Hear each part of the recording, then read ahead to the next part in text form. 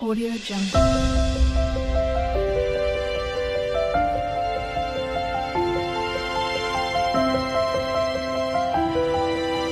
Audio Jungle.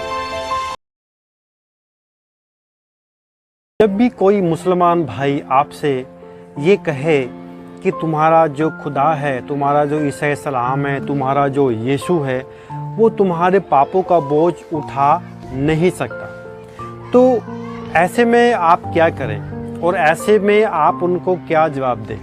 साथियों, सबसे पहले तो मैं ये बताना चाहता हूँ कि जब भी कोई किताब शुरू से लेकर के आखिर तक अपने बयानों में बरकरार रहे तो वही किताब जो है सच मानी जाती है। यानी किसी भी किताब की आयत आपस में जो है कॉन्ट्रडिक्ट नहीं करना चाहिए, विरोधाभास नहीं करना चाहिए, प्रतिवाद उसको जो है वो नहीं करना चाहिए। अब हम ये कह तो रहे हैं मगर उसमें क्या सच्चाई है ये अभी हमें जानना जरूरी है। हमें सबसे पहले कुरान को देखना पड़ेगा और कुरान में कुरान सूरा 17 और उसकी आयत नंबर 15 जब हम देखते हैं, सूरा 17 और उसकी आयत नंबर 15 को जब हम देखते हैं तो वहाँ पर लिखा है कि कोई व्यक्ति किसी दूसरे के भार को उठा नहीं सकता। यानी एक व्यक्ति दूसरे व्यक्ति के भार को, पापों को वो उठा नहीं सकता, ये कुरान कह रही है। इसको और हम अच्छे से और स्पष्टीकरण करके देख लेते हैं।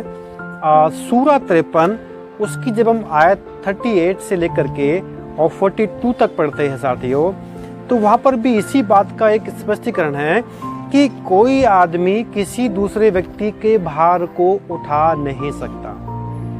ये दो आयत है, और भी आयत है, पर मैंने आपको आप डिस्प्ले पर देख लीजिएगा कि मैंने आपको जो है डिस्प्ले के ऊपर दो आयतों को मैंने रख दिया है और दोनों की दोनों आयतें जो है वो इस प्रकार से जो है क्लियर कट कर रही है कि कोई व्यक्ति दूसरे व्यक्ति के पापों का भार उठा नहीं सकता।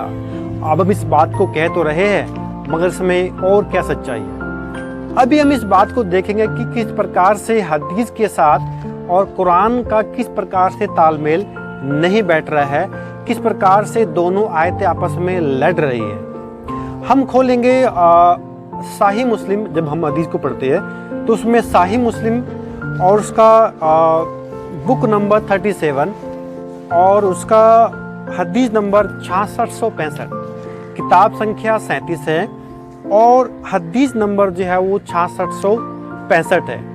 वहाँ पर मैं आपको डिस्प्ले पर आप देख लीजिए, यहाँ पर क्या लिखा हुआ है कि ऐसा समय में जब आएगा, जितने भी मुस्लिम लोग होंगे, मुसलमान होंगे, वो अपने पीठ पीछे पहाड़ों का चट्टान जैसा पापों को लेकर के आएगा और जो अल्लाह है वो ये कह देगा कि जाओ, जितने भी यहूदी है, जितने भी क्रिश्चियंस लोग हैं, तुम जाकर के अपने सारे पापों को उनके ऊपर लाद दो, तुम अपने पापों को उनके ऊपर थोप दो, तो तुम जो है फिर हल्के हो जाओगे और तुमसे पापों का हिसाब नहीं लिया जाएगा।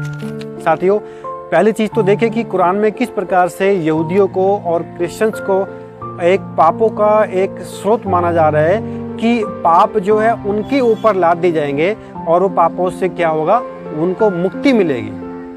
क्रिश्चियंस और यहूदी इतने इम्पोर्टेंट लोग हैं कि अगर वे नहीं रहेंगे तो फिर उनके पापों का क्या होगा। और जो हमारा जो मेन पॉइंट है, हम उस पर आते हैं कि किस प्रकार से जो है हदीस भी ये कह रही है कि क्रिश्चियंस और यहूदियों के ऊपर जो है तुम्हारे पाप लाद दिए जाएंगे। इसका मतलब तो ये हो गया कि मुसलमान का जो पाप है वो अन्य व्यक्तियों पर जो है वो लादा जाएगा।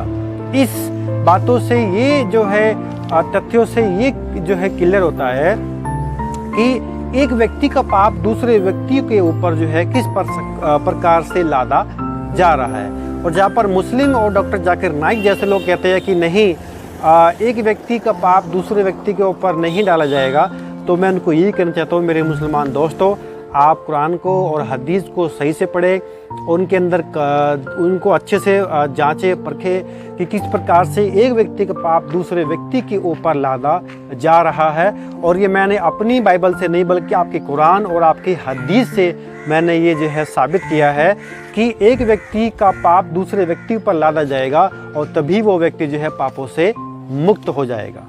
Praise Lord. आशा करता हूँ आप इस मैसेज को समझ गए होंगे। मिलते हैं अगले फिर वीडियो में, जब तक के लिए नमस्कार। Praise Lord. Thank you.